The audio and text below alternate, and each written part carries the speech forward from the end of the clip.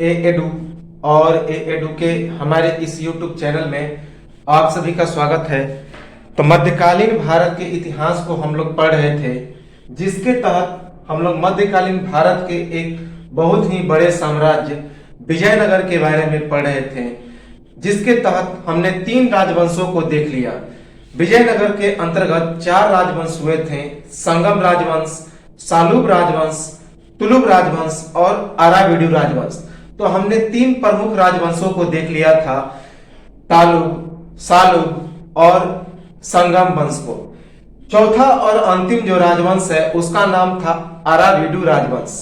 अराविडु राजवंश में एक महान शासक हुआ था वेंकट द्वितीय, और यही वेंकट द्वितीय विजयनगर का अंतिम महान शासक था और इस अराविडु राजवंश का भी अंतिम महान शासक था। और इसके बाद विजयनगर धीरे धीरे पूरा पतन हो गया, लगभग समाप्ति हो गया था। तो चलिए हम लोग उसी राजवंश को शुरुआत करें, जिसका नाम है अराविडु राजवंश, और विजयनगर साम्राज्य को हम लोग उसके वंशों के साथ समाप्त करेंगे। इसके बाद हम लोग शुरुआत करेंगे विजयनगर साम्राज्य के प्रशासन, न्याय, धर्म, शिक्षा, साहित्य, कला, इन सभी की चर्चा की जाएगी। तो चलिए इसमें हम लोग अराविडु राजवंश को प्रारंभ करते हैं और उसके बाद इस छोटे से राजवंश को हम लोग समाप्त करते हैं। तो अराविडु राजवंश, जो कि चौथा और अंतिम राजवंश था इस विजयनगर साम्राज्य का, जिसका संस्थापक हमने बताया था तुलुब राजवंश में कि तुलुब राजवंश में हमने क्या बताया था कि तिरुमल राय जो था वह सदाशिव राय को लेकर भाग गया था पेनुकोंडा। जब तल्लीकोटा का युद्ध हुआ था तो उसमें तिरुमल राय के 2 भाइयों की हत्या हो गई थी। एक वेंकटादि की हत्या हुई और दूसरा एक का नाम राम राय। और ये दोनों, राम राय जो था वह दामाद था राजा कृष्णदेव राय का, और उसी राम राय का भाई उसी तल्लीकोटा के युद्ध में युद्ध कर रहा था, सहायता कर रहा था राम राय का, क्योंकि राम राय जो था वास्तविक सैन्य शक्ति उसी के हाथों में थी, क्योंकि सेना का नेतृत्व राम राय ही कर रहा था और उसका भाई तिरुमल राय उसका सहायता कर रहा था। और राम राय हमने बताया था कि वह क्या था, तो दामाद था राजा कृष्णदेव राय का। तो उसी राम राय का भाई था तिरुमल राय, जिसने सदाशिव राय को बचाने के लिए विजयनगर से पेनकोंडा भाग गया था, और पेनकोंडा में आकर वहीं पर वह एक नया शासन स्थापित किया। 1570 ईस्वी में जब सदाशिव राय की मृत्यु हो गई, हालांकि 1570 ईस्वी में ही उसने क्या किया, सदाशिव राय को पदस्थापित कर दिया पेनकोंडा में, और पदस्थापित करने के बाद सत्ता अपने हाथों में ले लिया। लेकिन जैसे ही सत्ता लिया तो इस सदाशिव राय की मृत्यु भी हो गई, और जैसे ही मृत्यु हुआ तो पेनकोंडा में एक नए राजवंश की शुरुआत हुई, जिसका नाम था अराविडु राजवंश। उसी तिरुमल राय ने इसकी शुरुआत की 1570 ईस्वी में। तो चलिए इसे हम लोग देखते हैं कि तिरुमल राय, जो कि इस राजवंश का संस्थापक था, अराविडु राजवंश या कर्नाट राजवंश, याद रखेंगे इस अराविडु राजवंश को कर्नाट राजवंश भी कहा जाता है। तो उसका यह संस्थापक था। 1570 ईस्वी में सदाशिव राय की मृत्यु के बाद, तो 1570 ईस्वी में सदाशिव राय की जब मृत्यु हो जाती है, तुलुब राजवंश का शासक था, तो उसकी मृत्यु के बाद तिरुमल राय, जो कि राम राय का भाई था, तो उसने इस अराविडु राजवंश या कर्नाट राजवंश की स्थापना की, याद रखेंगे। तो अराविडु राजवंश या कर्नाट राजवंश की स्थापना पेनकोंडा में तिरुमल राय ने किया, जब 1570 ईस्वी में सदाशिव राय की मृत्यु हो जाती है। अराविडु राजवंश दक्षिण भारत के विजयनगर साम्राज्य का चौथा और अंतिम राजवंश। इस राजवंश की स्थापना पेनुकोंडा में, तो हमने बताया था कि पेनुकोंडा में ही वह राजधानी भी बनाता है। तो पेनुकोंडा में यह अराविडु राजवंश दक्षिण भारत के विजयनगर का चौथा और अंतिम राजवंश था। राजधानी विजयनगर से हटाकर पेनुकोंडा तो इस तिरुमल राय ने विजयनगर से राजधानी को हटाकर पेनुकोंडा में स्थापित कर दिया, क्योंकि विजयनगर से यह तो हट गया था। किसको लेकर? तो सदाशिव राय को लेकर। तो इसी कारण उसने अपनी राजधानी विजयनगर को हटाकर पेनुकोंडा को बना दिया।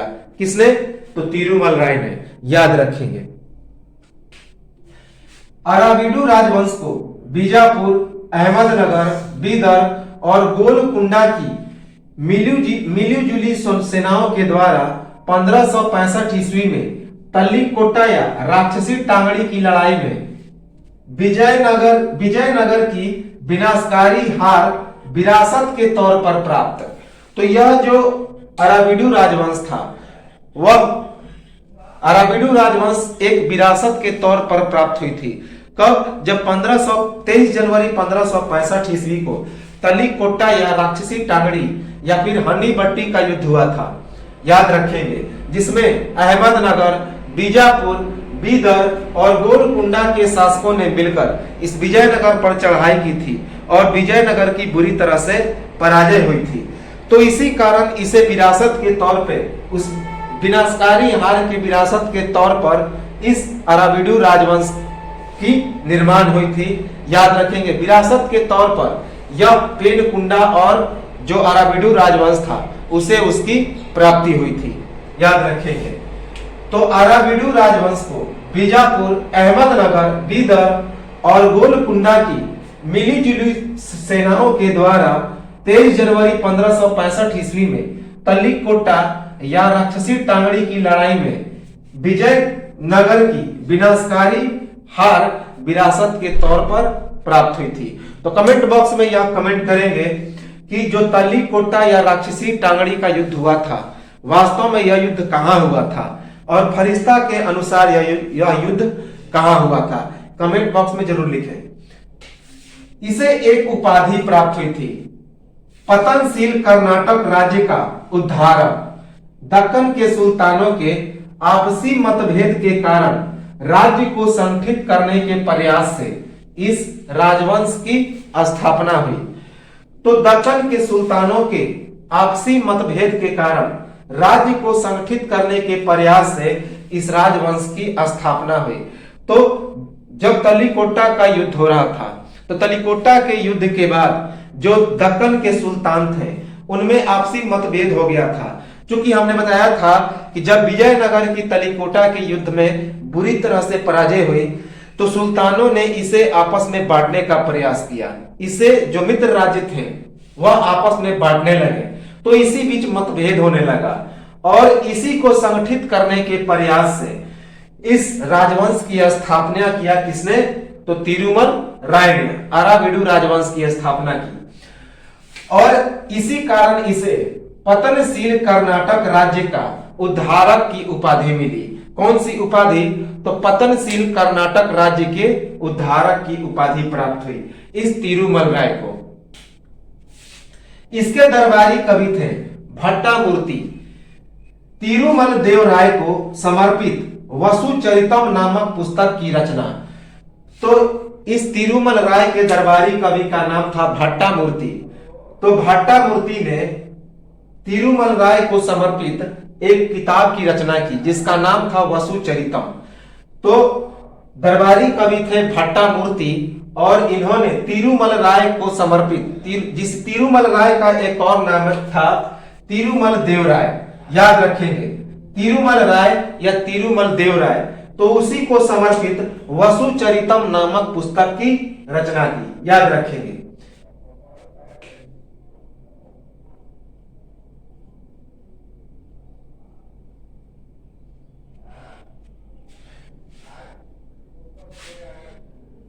इसके बाद राजा कृष्णदेव राय के दामाद राम राय का भाई सदाशिव राय के शासन काल में राम राय, सदाशिव राय तथा तिरुमल राय त्रियम्बिरेत के नाम से प्रसिद्ध, जिसमें प्रशासनिक सत्ता की बागडोर राम राय के पास थी। तो जब यह सदाशिव राय शासन काल में था,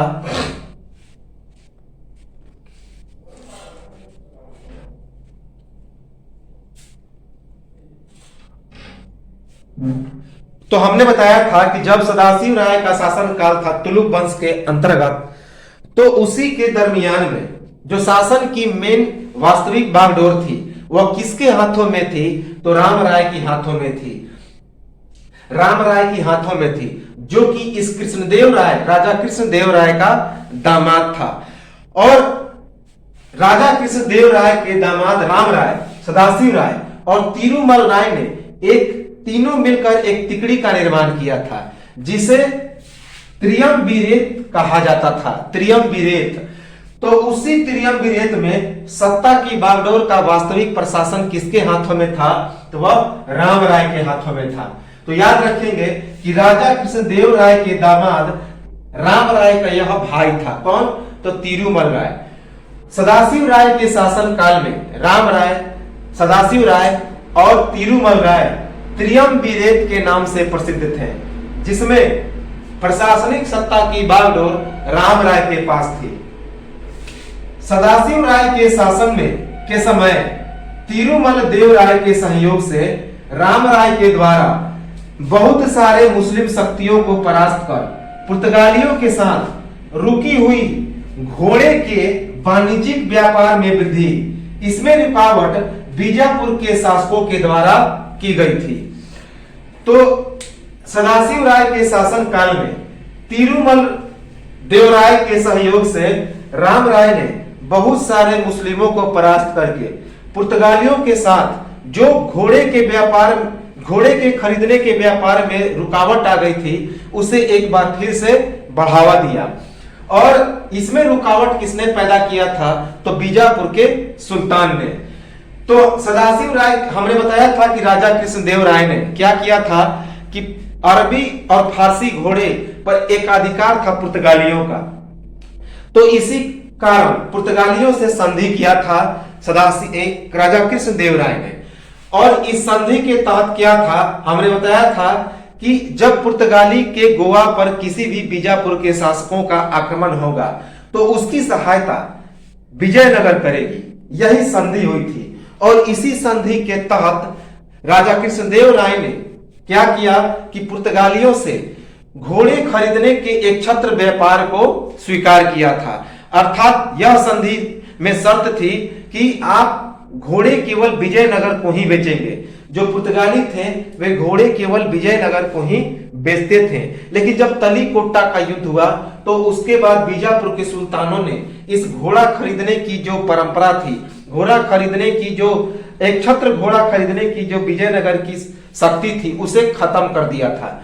लेकिन एक बार फिर से राम राय ने उसे उजागर किया था सदाशिव राय के शासनकाल में। तो सदाशिव राय के शासन के समय तिरुमल देव राय के सहयोग से राम राय के द्वारा बहुत सारे मुस्लिम शक्तियों को परास्त कर पुर्तगालियों के साथ रुकी हुई घोड़े के वाणिज्यिक व्यापार में वृद्धि की। और इसमें रुकावट बीजापुर के शासकों के द्वारा की गई थी। तिरुमल देव राय के इशारे पर राम राय के द्वारा कई युद्धों की श्रेणी में बीजापुर के शासक की पराजय एवं गोलकुंडा तथा अहमदनगर को अपमानित करके विजय प्राप्त किया। तो इस तिरुमल राय देवराय के इशारे पर राम राय जो था वह सत्ता की शासन का बागडोर उसी के हाथ में था। लेकिन दिमाग कौन चलाता था? तो तिरुमल देवराय। जब शासन था किसका? तो सदाशिव राय का। तो सदाशिव राय के शासन काल में इसी तिरुमल देवराय या तिरुमल राय ने इशारा दिया था किसको? तो राम राय को। और इसी के इशारे पर कई युद्धों की श्रेणी में बीजापुर के शासक की पराजय हुई। किसके द्वारा? तो राम राय के द्वारा। और गोलकुंडा तथा अहमदनगर को अपमानित करके छोड़ दिया, अपमानित करके विजय प्राप्त करके छोड़ दिया था राम राय ने। तो तिरुमल देव राय के इशारे पर राम राय के द्वारा कई युद्धों की श्रेणी में बीजापुर के शासक की पराजय एवं गोलकुंडा तथा अहमदनगर को अपमानित करके विजय प्राप्त किया राम राय ने। 1572 ईस्वी में मृत्यु। तिरुमल देव राय की 1572 ईस्वी में मृत्यु हो जाती है। याद रखेंगे, महज 2 वर्षों तक यह शासक रहता है, 1570 से 1572 ईस्वी। और 1572 ईस्वी में इसकी मृत्यु हो जाती है।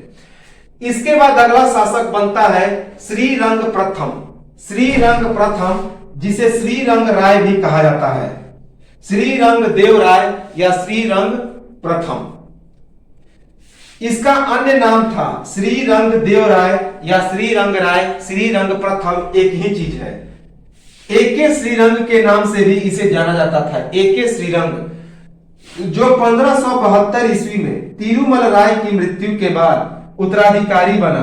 तिरुमल राय का ज्येष्ठ पुत्र, तो तिरुमल देव राय या तिरुमल राय की 1572 ईस्वी में मृत्यु के बाद उसका ज्येष्ठ पुत्र अर्थात बड़ा पुत्र, जिसका नाम था श्रीरंग प्रथम या श्रीरंग राय या श्रीरंग देव राय प्रथम, तो वह अगला शासक बना, जिसे एके श्रीरंग के नाम से भी जाना जाता है। एके श्रीरंग विजयनगर साम्राज्य की पुनर्स्थापना पर इसके शासन काल में बार बार मुस्लिमों का आक्रमण एवं प्रदेशों का नुकसान, तो विजयनगर साम्राज्य की यह पुनर्स्थापना करता है। कौन?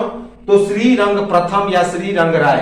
श्रीरंग राय या श्रीरंग प्रथम ने विजयनगर साम्राज्य की पुनर्स्थापना की, लेकिन इसके शासन काल में बार बार मुस्लिमों का आक्रमण हुआ और इसके प्रदेशों का काफी नुकसान हुआ।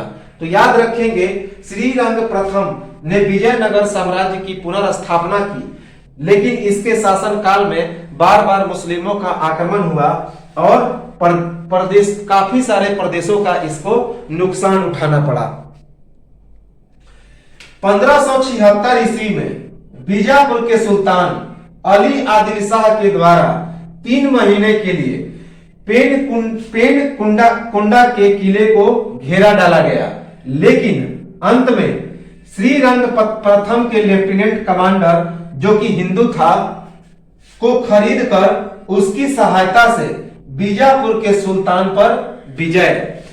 तो 1576 ईस्वी में बीजापुर के सुल्तान अली आदिल शाह ने 3 महीने के लिए 3 महीने तक पेनकोंडा के किले को घेर लिया, लेकिन श्रीरंग प्रथम के लेफ्टिनेंट कमांडर, जो कि हिंदू था, तो उसे खरीदकर, तो बीजापुर का सुल्तान था अली आदिल शाह, उसी का यहां पे बीजापुर का सुल्तान होगा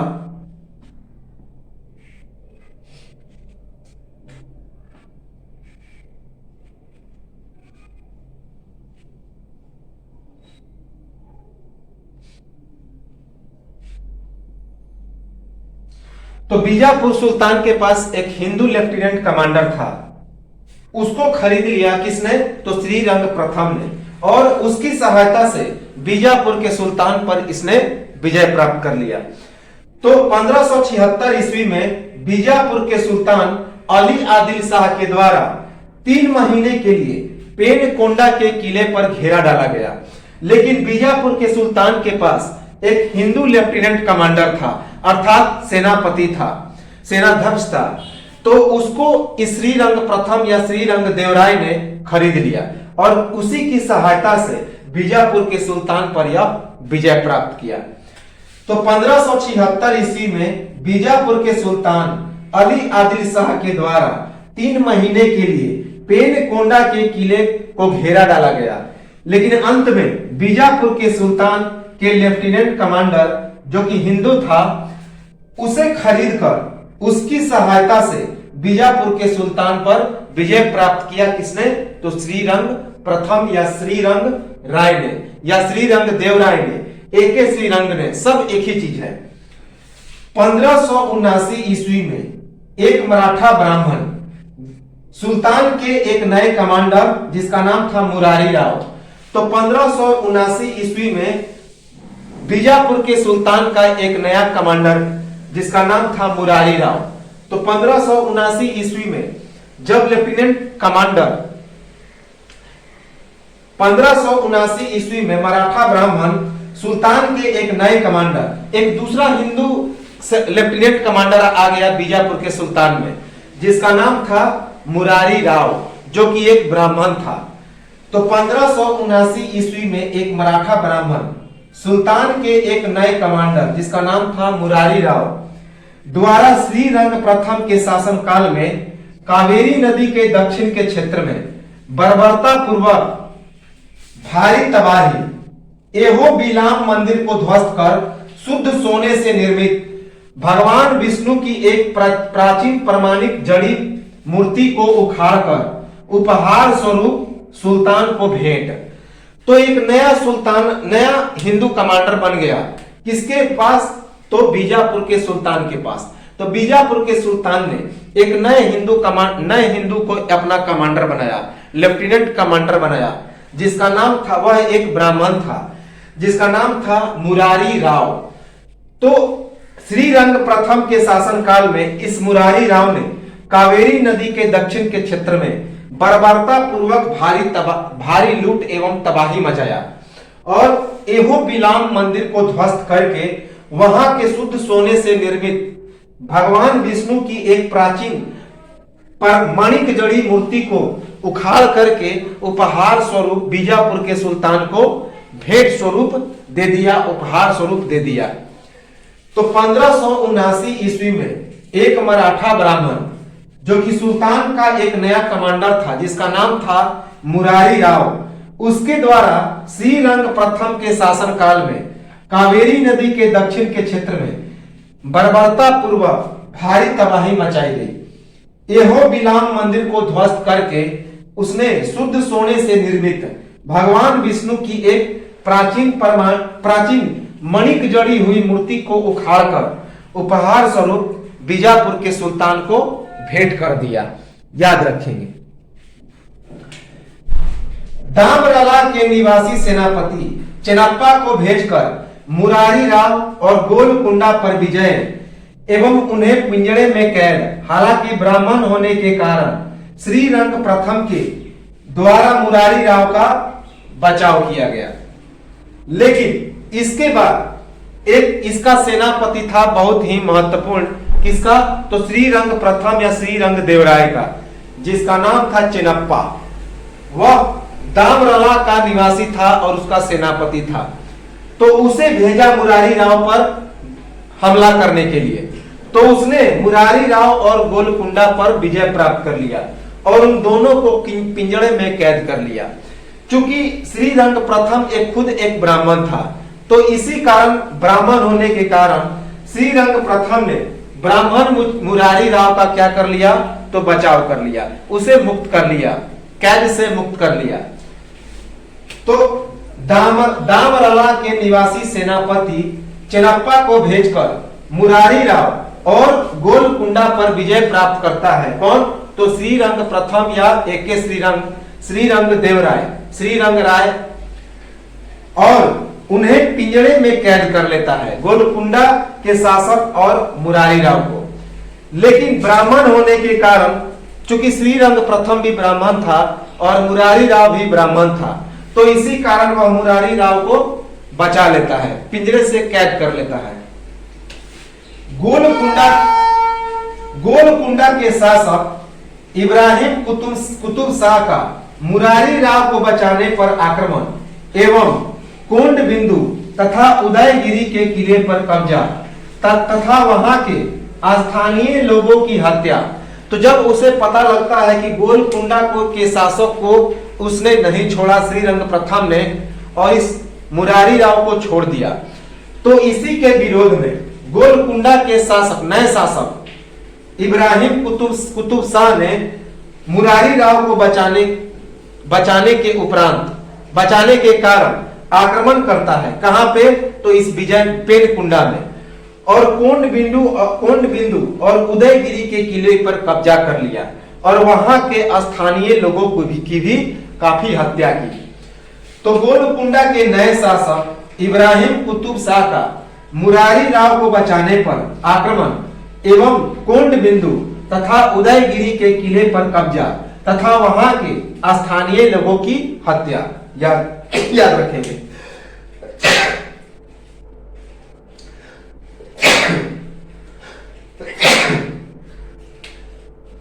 गोलकुंडा के शासक इब्राहिम कुतुब शाह के द्वारा श्रीरंग प्रथम के मित्र अनबजेट की हत्या और इसी का बदला लेने के लिए पेनकुंडा में श्रीरंग प्रथम चिनप्पा तथा कस्तूरी रंगा की तिकड़ी के द्वारा कुतुब शाह पर आक्रमण कर उदयगिरी के किले और कोंड बिंदु पर एक बार फिर से कब्जा हो गया।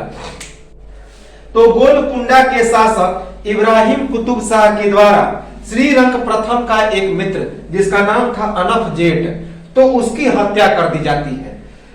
तो इसी का बदला लेने के लिए पेनकुंडा में श्रीरंग प्रथम, चिनप्पा और कस्तूरी रंगा जो था वह क्या था, तो रेचरेला बेलम्मा का वंशज था। रेचरेला बेलम्मा का वंशज था। तो इन तीनों की तिकड़ी ने मिलकर इब्राहिम कुतुब शाह पर आक्रमण कर उदयगिरी के किले और कोंड बिंदु पर एक बार फिर से कब्जा कर लिया। याद रखेंगे।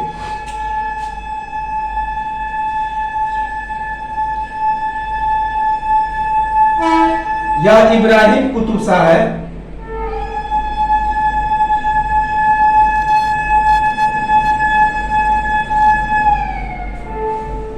तो गोलकुंडा के शासक इब्राहिम कुतुब शाह के द्वारा श्रीरंग प्रथम के परम मित्र अनफ जेठ की हत्या कर दी जाती है और इसी का बदला लेने के लिए पेनकुंडा में श्रीरंग प्रथम, चिनप्पा तथा कस्तूरी रंगा की तिकड़ी के ने कुतुब शाह पर आक्रमण करके उदयगिरी के किले और कोंड बिंदु पर एक बार फिर से कब्जा कर लिया। 1585 ईस्वी में इसकी मृत्यु। 1585 ईस्वी में इस श्रीरंग राव या श्रीरंग प्रथम की मृत्यु हो जाती है। तो 1572 से 1585 ईस्वी तक इसका शासन काल चला और 1585 में इसकी मृत्यु हुई। और इसी के मृत्यु के बाद इस अराविडु राजवंश का सबसे महानतम शासक जिसका नाम था वेंकट द्वितीय, वह गद्दी पर बैठा। अराविडु राजवंश का महानतम शासक, विजयनगर साम्राज्य का अंतिम महान शासक।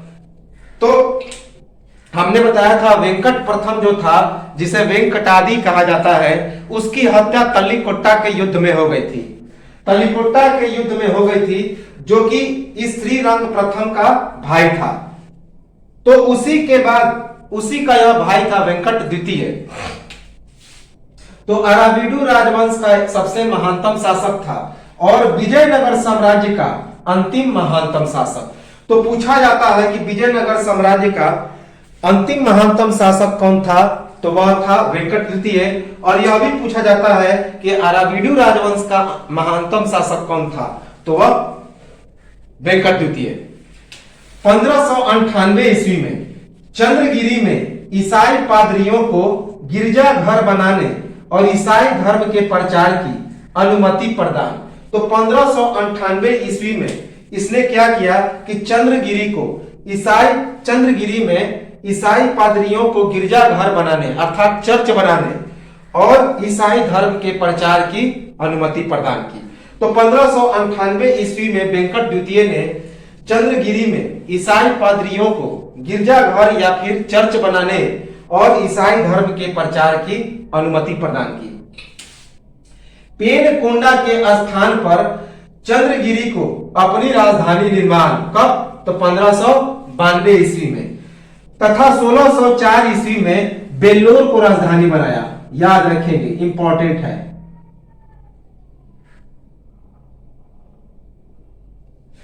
तो 1592 ईस्वी में इस वेंकट द्वितीय ने वेनकोंडा के स्थान पर चंद्रगिरी को राजधानी बनाया और हमने बताया 6 बरस के बाद 1598 ईस्वी में वहीं पर उसने अनुमति प्रदान की ईसाई धर्मों को कि आप गिरजाघर बना सकते हैं और अपने धर्म का प्रचार प्रसार भी कर सकते हैं। और 1604 ईस्वी में बेल्लोर को भी राजधानी बनाया। यह जो चंद्रगिरी है वह तिरुपति के दक्षिण में स्थित है। याद कर लेंगे कि चंद्रगिरी तिरुपति के दक्षिण में स्थित है।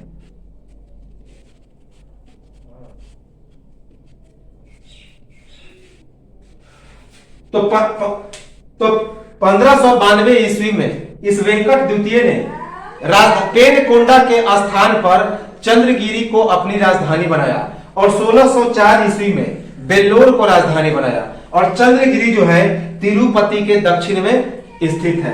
काफी इंपॉर्टेंट है, यह पूछा गया है बार बार। इसी के शासन काल में 1612 ईस्वी में वाडियार के द्वारा मैसूर राज्य की स्थापना हुई। तो वेंकट द्वितीय के शासन काल में 1612 ईस्वी में वाडियार ने मैसूर राज्य की स्थापना की, याद रखेंगे, जो कि श्री रंगपट्टम का दरबार सूबेदार था। तो इसी के शासन काल में 1612 ईस्वी में वाडियार ने मैसूर राज्य की स्थापना की। इसका अन्य नाम था वेंकटपति द्वितीय या वेंकटपति राय, श्री रंग देव राय के छोटे भाई एवं तिरुमल राय का पुत्र। तो हमने बताया था कि वेंकट प्रथम या वेंकटादि का यह भाई था, उसके बाद तिरुमल राय का पुत्र था, साथ ही साथ श्री रंग देव राय का भी यह छोटा भाई था। तो वेंकट द्वितीय श्री रंग देव राय का छोटा भाई और तिरुमल राय का पुत्र था और इसका अन्य नाम था वेंकटपति द्वितीय या वेंकटपति राय। इसने अपना शासन 3 जगहों पर किया, पेरकोंडा, चंद्रगिरी तथा वेल्लोर। तो चूंकि अभी हमने बताया कि 3 पहले विजयनगर में था, फिर 1592 ईस्वी में वह पेरकोंडा आ गया, फिर पेरकोंडा के बाद चंद्रगिरी को राजधानी बनाया, चंद्रगिरी से उसने वेल्लोर को राजधानी बनाया। तो पेरकोंडा, चंद्रगिरी तथा वेल्लोर से उसने शासन की। इसकी रुचि, तो इस वेंकट द्वितीय को गहरी रुचि थी, विशेष रुचि थी चित्रकला में, विशेष रुचि। तो वेंकट द्वितीय को विशेष रुचि थी चित्रकला में, अर्थात चित्रकला में वह महारत हासिल करता था, उसे चित्रकला बनाने में गहरी रुचि थी, याद रखेंगे। तालीकोटा के युद्ध में विजयनगर की पराजय के बाद उसकी घटी हुई शक्ति का पुनरुत्थान। तो अभी हमने बताया कि इसने क्या किया कि पुनर्स्थापना किया था, किसका? तो इस विजयनगर साम्राज्य का। तो तालीकोटा के युद्ध में विजयनगर की पराजय के बाद जब उसकी शक्ति घट जाती है, उसे कई क्षेत्रों में बांट दिया जाता है, तो उसकी शक्ति का यह पुनरुत्थान करता है। इसीलिए इसे पुनर्जागरण कहा जाता है, किसका? तो विजयनगर का। तो विजयनगर का पुनर्जागरण कहा जाता है वेंकट द्वितीय को, कि तालीकोटा के युद्ध में विजयनगर की पराजय के बाद उसकी घटी हुई शक्ति को इसने क्या किया कि एक बार फिर से पुनरुत्थान कर दिया। गोलकुंडा और बीजापुर के सुल्तानों को पराजित कर आज के तमिलनाडु और आंध्र प्रदेश के नायकों पर नियंत्रण, कब? तो 1588 ईस्वी में। तो 1588 ईस्वी में वेंकट द्वितीय ने गोलकुंडा और विजयनगर के सुल्तानों को पराजित करके आज के तमिलनाडु और आंध्र प्रदेश के नायकों पर नियंत्रण स्थापित कर लिया 1588 ईस्वी में। याद रखेंगे कि 1588 ईस्वी में गोलकुंडा और बीजापुर के सुल्तानों को पराजित करके आज के तमिलनाडु और आंध्र प्रदेश के नायकों पर नियंत्रण स्थापित कर लिया इस वेंकट द्वितीय ने। वेंकट द्वितीय से अनुमति लेकर श्रीरंगपट्टनम की सूबेदारी नष्ट होने के बाद वाडियार के द्वारा मैसूर राज्य की स्थापना। तो हमने बताया था कि 1612 ईस्वी में वाडियार ने मैसूर राज्य की स्थापना की, क्योंकि वह श्रीरंगपट्टनम का सूबेदार था। लेकिन जब श्रीरंगपट्टनम नष्ट हो जाता है तो उसके बाद वेंकट द्वितीय से अनुमति लेकर इसने क्या किया कि मैसूर राज्य की स्थापना की। याद रखेंगे, वेंकट द्वितीय के द्वारा स्पेन के राजा फिलिप तृतीय को पत्र व्यवहार के माध्यम से ईसाई पादरियों को निमंत्रण, कहां पे? तो दरबार में। तो वेंकट द्वितीय ने स्पेन के राजा फिलिप तृतीय को चिट्ठी लिखा कि आप ईसाई पादरियों को भेजिए और हमारे यहाँ ईसाई धर्म का प्रचार प्रसार करवाइए, गिरजाघर को बनवाइए। और हमने बताया था कि इसने अनुमति दिया था। तो वेंकट द्वितीय ने स्पेन के राजा फिलिप तृतीय को चिट्ठी लिखा था और इसी 1500 कब? तो 1598 ईस्वी में। और 1598 ईस्वी में चिट्ठी लिखकर ईसाई पादरियों को आमंत्रित किया अपने दरबार में कि आइए और गिरजाघर को बनाइए और यहाँ पे ईसाई धर्म का प्रचार प्रसार कीजिए। तो वेंकट द्वितीय के द्वारा स्पेन के राजा फिलिप तृतीय को पत्र व्यवहार के माध्यम से ईसाई पादरियों को निमंत्रित किया गया अपने दरबार में। 1588 ईस्वी के गोलकुंडा एवं बीजापुर के अभियान में वेंकट द्वितीय की ओर से रेचरेला बेलम्मा के वंशज कस्तूरी रंगा नायक और उसके एचम नायक का पेना नदी के तट पर 1,20,000 तुर्की अफगानी तोपचियों को पराजित कर 50,000 मुस्लिमों की हत्या, गोलकुंडा के दो महान सेनापति रुस्तम खान और खसम खान की भी हत्या।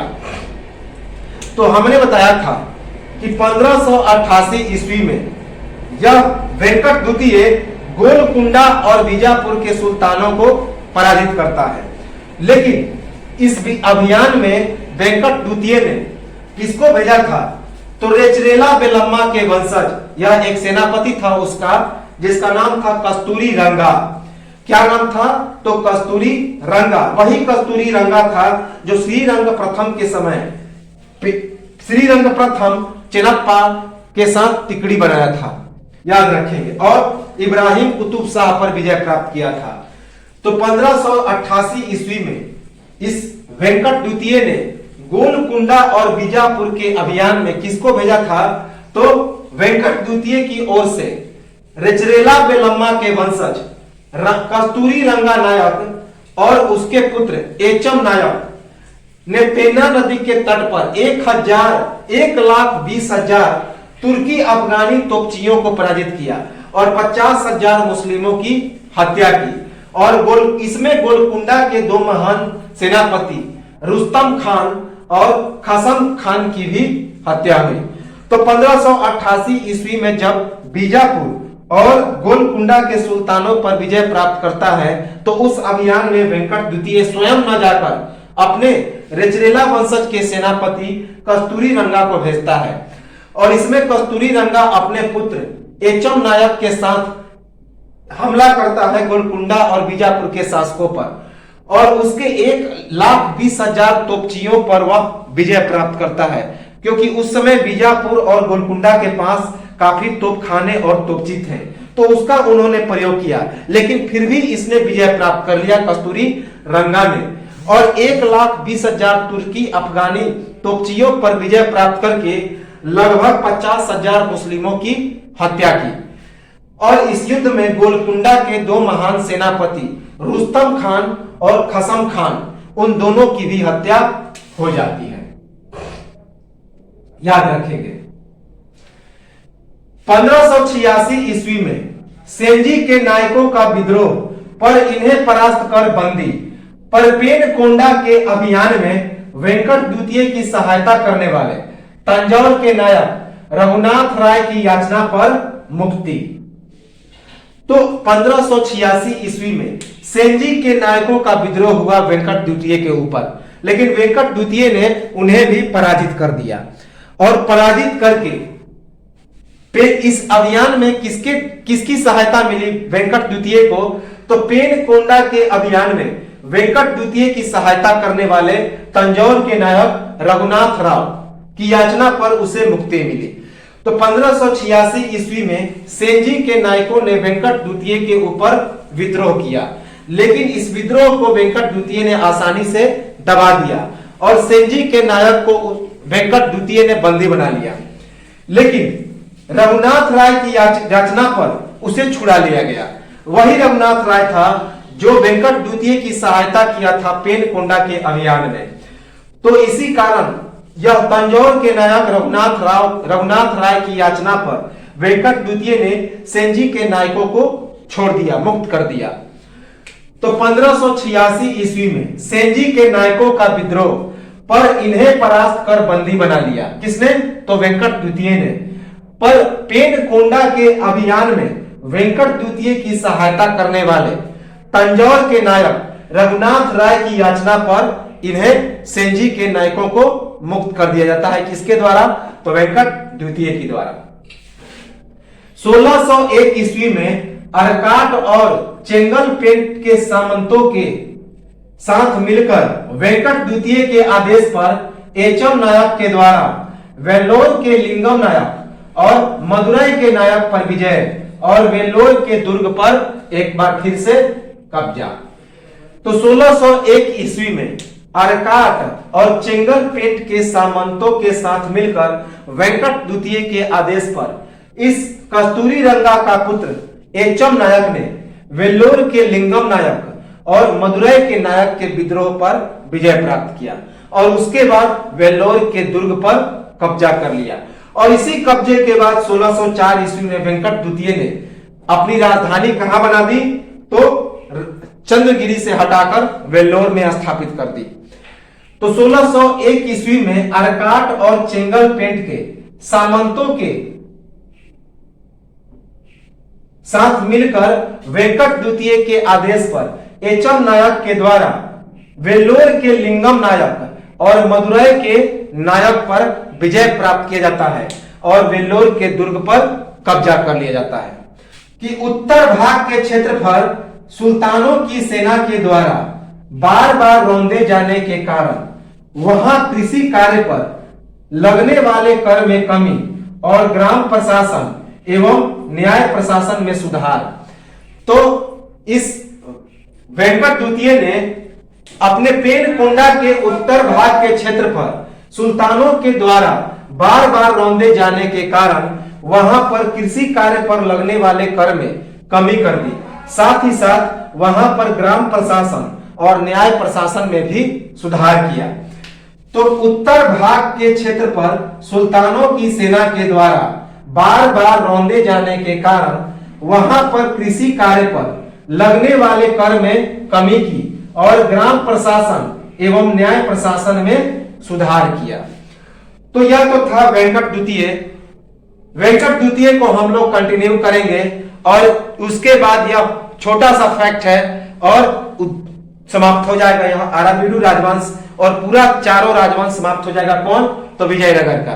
तो एक स्क्रीनशॉट लें और मिलेंगे हम लोग, इसको आगे कंटिन्यू करेंगे और मिलेंगे कुछ समय के बाद।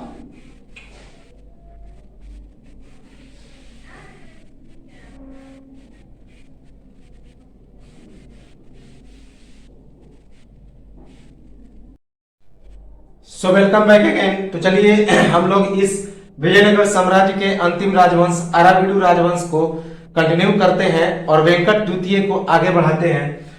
तो 1608 ईस्वी में गोलकुंडा एवं सेजी के क्षेत्र में व्यापार करने वाले हॉलैंड के व्यापारियों के द्वारा पुलिकट में गोदाम बनाने की अनुमति की मांग और वेंकट द्वितीय के द्वारा अनुमति प्रदान। चूंकि 1586 ईस्वी से वेंकट द्वितीय की चहेती रानी ओयाबम्मा का पुलिकट पर शासन था, तो उसी के कहने पर यह अनुमति प्रदान हुई। तो 1608 ईस्वी में गोलकुंडा और सेजी के क्षेत्र में हॉलैंड के व्यापारी क्या करते थे? तो व्यापार करते थे। तो उन्होंने वेंकट द्वितीय से पुलिकट में गोदाम बनाने की अनुमति मांगी, अर्थात व्यापार करने की अनुमति मांगी और इस वेंकट द्वितीय ने अनुमति भी दे दी। क्यों? क्योंकि पुलिकट में उसकी चहेती रानी 1586 ईस्वी से रह रही थी जिसका नाम था ओयाबम्मा। तो उसका पुलिकट पर शासन था और उसी के कहने पर उन्हें यह अनुमति प्रदान किया वेंकट द्वितीय ने। तो 1608 ईस्वी में गोलकुंडा एवं सेजी के क्षेत्र में व्यापार करने वाले हॉलैंड के व्यापारियों के द्वारा पुलिकट में गोदाम बनाने की अनुमति अर्थात व्यापार करने की अनुमति मांगी गई और वेंकट द्वितीय के द्वारा यह अनुमति प्रदान कर दी गई। चूंकि 1586 ईस्वी से वेंकट द्वितीय की चहेती रानी ओयाबम्मा का पुलिकट पर शासन था और उसी के कहने पर यह अनुमति दी। किसने? तो वेंकट द्वितीय ने। पुलिकट में हॉलैंड के द्वारा अंग्रेज का भी व्यापार आरंभ तथा पुर्तगाली जेसुइट को भी आश्रम खोलने की अनुमति। वेंकट द्वितीय ने पुलिकट में हॉलैंड के द्वारा अंग्रेज का भी व्यापार आरंभ करने की अनुमति दे दी और पुर्तगाली जेसुइटों को भी आश्रम खोलने की अनुमति प्रदान की। पुर्तगाली जेसुइट अर्थात जो पुर्तगाली जो क्रिश्चियन होते हैं, ईसाई धर्म के पादरी होते हैं, तो उनको भी आश्रम खोलने की अनुमति दे दी, जिसे जेसुइट कहा जाता है। तो पुलिकट में वेंकट द्वितीय ने हॉलैंड के द्वारा अंग्रेजों का भी व्यापार करने की अनुमति प्रदान की गई और पुर्तगाली जेसुइट को भी अपने आश्रम खोलने की अनुमति दे दी। वेंकट द्वितीय का कोई पुत्र नहीं होने के कारण ज्येष्ठ भ्राता राम राय का पुत्र श्रीरंग द्वितीय की अगला उत्तराधिकारी के रूप में नियुक्ति, जिसका कारण रानी ओयबम्मा के षड्यंत्र पर रोक, क्योंकि रानी ओयबम्मा के द्वारा एक ब्राह्मण दासी के पुत्र को गोद लिया गया था।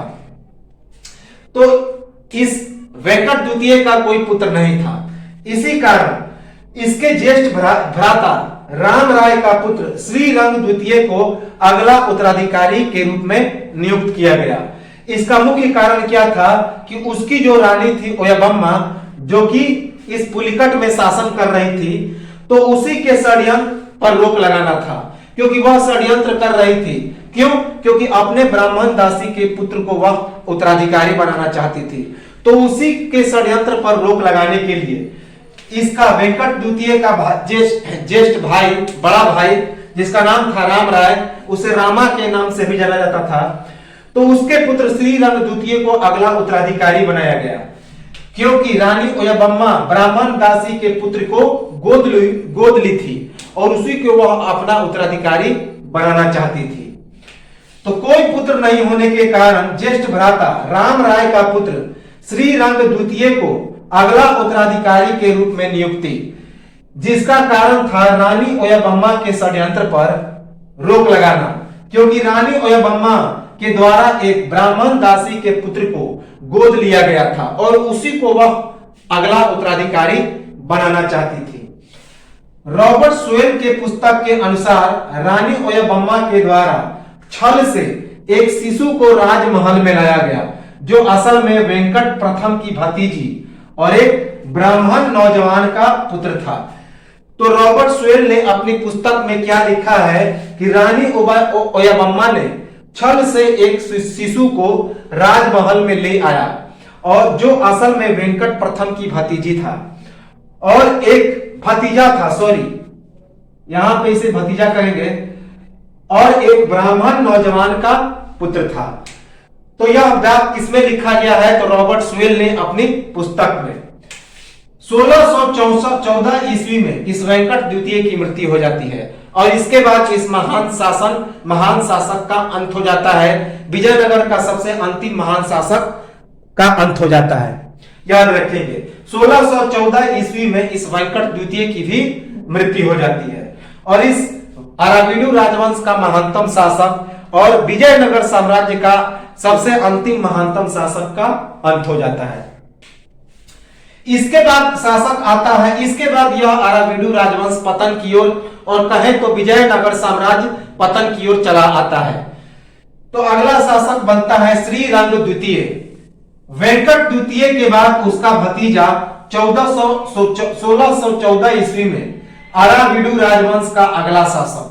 तो यह इसका भाई रामा का पुत्र था श्रीरंग द्वितीय। वेंकट द्वितीय के बड़े भाई रामा का पुत्र था यह श्रीरंग द्वितीय, जो 1614 ईस्वी में वेंकट द्वितीय की मृत्यु के बाद अगला शासक बनता है अराविडू राजवंश का। 1617 ईस्वी में इसके एक प्रतिद्वंदी रिश्तेदार जग्गा राय की अध्यक्षता में श्रीरंग द्वितीय और उसके पूर्ववर्ती राजा की हत्या। 1617 ईस्वी में इस श्रीरंग द्वितीय का रिश्तेदार था जिसका नाम था जग्गा राय, तो उसकी अध्यक्षता में श्रीरंग द्वितीय और पूर्ववर्ती राजा की हत्या कर दी जाती है एक गुट के द्वारा, अध्यक्षता में एक गुट के द्वारा।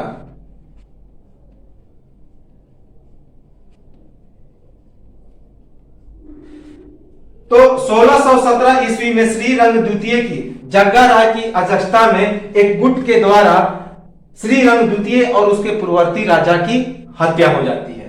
इसके बाद अगला शासक बनता है रामदेव अराबिडू।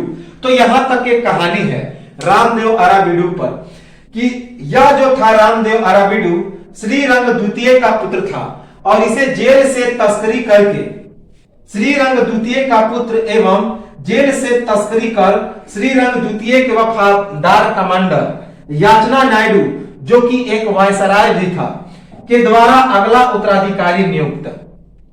चूंकि ब्राह्मण दासी के पुत्र को राजा बनना था और एक तरफ राजा बनना था इस श्रीरंग द्वितीय के पुत्र को, तो श्रीरंग द्वितीय की हत्या तो कर देता है जग्गा राय। क्यों? क्योंकि वह राजा बनाना चाहता था किसको? तो ओयाबम्मा की पुत्र को। तो उसके बाद अगला राजा बन गया रामदेव अराबिडू। तो रामदेव अराबिडू जो राजा बना यह काफी मशक्कत के बाद बना। यह श्रीरंग द्वितीय का पुत्र था और इसे जेल से तस्करी करके इसके एक वफादार कमांडर जिसका नाम था याचना नायडू और यह उसका वायसराय भी था, तो उसने उसे अगला उत्तराधिकारी बनाता है। क्योंकि श्रीरंग द्वितीय को जेल में डाल दिया था 3 वर्षों तक, कौन? जग्गा राय, और उसके बाद हत्या भी कर देता है। तो जेल में इसके पुत्र रामदेव अराबिडू को भी डाल देता है।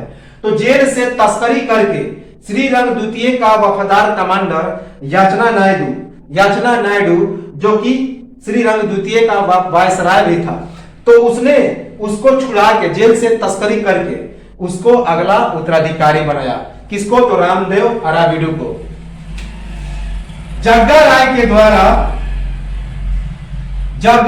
द्वारा रायनी ओयाबम्मा को गोद लिए ब्राह्मण दासी को पुत्र को उत्तराधिकारी बनाने का समर्थन, जबकि याचना नायडू के द्वारा रामदेव अराबिडू को राजा बनाने का समर्थन।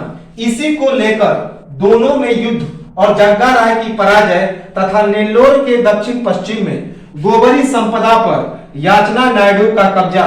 तो अभी हमने बताया कि याचना नायडू किसको राजा बनाना चाहता था? तो रामदेव अराबिडू को, जबकि यह जो जग्गा राय था वह ओयाबम्मा की पुत्र को ओयाबम्मा के ब्राह्मण दासी के पुत्र को अगला उत्तराधिकारी बनाना चाहता था। तो इसी को लेकर जग्गा राय और याचना नायडू के बीच घमासान युद्ध होता है और 8 घंटे के इस युद्ध में जग्गा राय की हार हो जाती है और नेल्लोर के दक्षिण पश्चिम में गोबरी संपदा पर इस याचना नायडू का कब्जा हो जाता है। याद रखेंगे। तो जग्गा राय के द्वारा रानी ओयाबम्मा को गोद लिए ब्राह्मण दासी के पुत्र को अगला उत्तराधिकारी बनाने के लिए समर्थन प्राप्त किया जाता है, समर्थन दिया जाता है। और जबकि याचना नायडू के द्वारा रामदेव अराबिडू को राजा बनाने का समर्थन दिया जाता है और इसी कारण जग्गा राय और दोनों याचना नायडू के बीच घमासान युद्ध होता है और जग्गा राय की पराजय होती है और नेल्लोर के दक्षिण पश्चिम में गोबरी संपदा पर याचना नायडू का कब्जा हो जाता है। पराजित जग्गा राय के द्वारा गिंगी, याद रखेंगे गिंगी, पराजित नायडू के जग्गा राय के द्वारा गिंगी और मदुरई के नायकों के सहयोग से याचना नायडू पर आक्रमण कब? 1632 ईस्वी में। और रामदेव और याचना नायडू के द्वारा तंजौर के नायक जिसका नाम था रघुनाथ राय, उसके समर्थन से जग्गा राय की पराजय एवं हत्या। इस युद्ध को टॉपपुर का युद्ध कहा जाता है क्योंकि यह युद्ध टॉपपुर में हुआ था। जग्गा राय ने जंगल में आश्रम की मांग की थी और याचना नायडू से पर उसने यह मांग ठुकरा दिया था और इसी कारण जग्गा राय ने उसके शत्रुओं से जिंजी और मदुरा के सहायता से सहयोग मांगी थी। तो पराजित जग्गा राय जब पराजित हो गया था जग्गा राय किसके द्वारा? तो इस याचना नायडू के द्वारा। तो अब पराजित होने के बाद क्या किया? जंगल में आश्रय की मांग की कि हमको जंगल में रहने दीजिए, लेकिन इस याचना नायडू ने उसे बाहर से भगा। टॉपपुर के युद्ध में तंजौर के नायक रघुनाथ राय के सहयोग से गिंगी के किले और वेंकट द्वितीय की पुत्री को छोड़कर अन्य सभी भागों पर कब्जा कर लेता है कौन? याचना नायडू। और याचना नायडू विजय खम्मे की स्थापना करता है और रामदेव को अगला शासक नियुक्त करता है। कब? तो 1617 ईस्वी में। तो इतना करने के बाद रामदेव शासक नियुक्त होता है। 1632 ईस्वी में इस रामदेव की मृत्यु हो जाती है। रामदेव अराबिडू की 1632 ईस्वी में मृत्यु हो जाती है। इसके बाद अगला शासक बनता है वेंकट तृतीय और यहां से पतन पूरी तरह से समाप्त होने के कगार पर यह अराबिडू राजवंश हो जाता है। तो 1632 ईस्वी में अपने पिता रामदेव अराबिडू की जगह अगला उत्तराधिकारी बनता है कौन? तो वेंकट तृतीय। अयोग्य, निर्बल एवं कमजोर शासक। इसके समय विजयनगर तहस नहस। तो यह एक अयोग्य, निर्बल और कमजोर शासक था। इसके समय विजयनगर तहस नहस हो गया। अंतिम शासक बनता है विजयनगर और अराबिडू राजवंश का। उसका नाम था श्रीरंग तृतीय या श्रीरंग राय। तो श्रीरंग तृतीय 1642 ईस्वी में अपने पिता वेंकट तृतीय की जगह अगला एवं अराबिडू राजवंश का अंतिम शासक, साथ ही साथ पूरे विजयनगर साम्राज्य का अंतिम शासक। तो 1642 ईस्वी में श्रीरंग तृतीय अपने पिता वेंकट तृतीय की जगह अगला शासक बनता है अराबिडू राजवंश का, जो अराबिडू राजवंश और विजयनगर राजवंश दोनों का अंतिम शासक था। 1664 ईस्वी तक शासन और इसके बाद अराबिडू राजवंश और विजयनगर साम्राज्य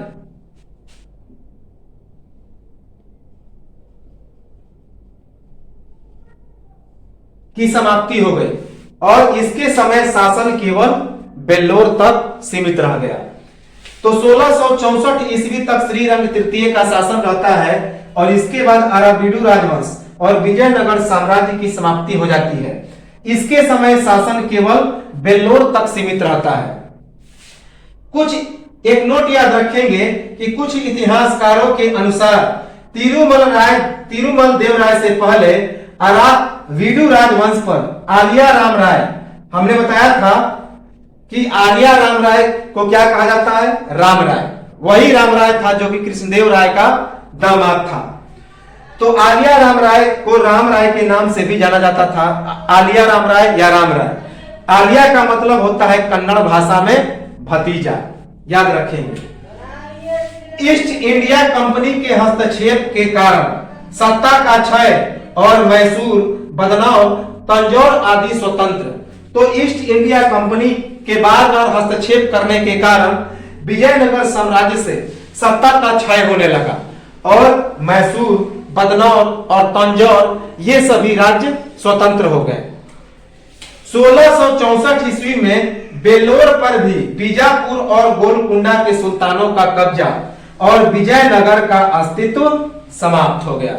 1664 ईस्वी में बेल्लोर जो कि बच गया था वहीं तक शासन सीमित हो गया था श्रीरंग तृतीय का। तो वहां पर भी बीजापुर और गोलकुंडा के शासकों ने शासन स्थापित कर लिया, कब्जा कर लिया और इस विजयनगर का और अराबिडू राजवंश का अस्तित्व पूरी तरह से समाप्त हो गया। तो यह तो था अराबिडू राजवंश और विजयनगर साम्राज्य।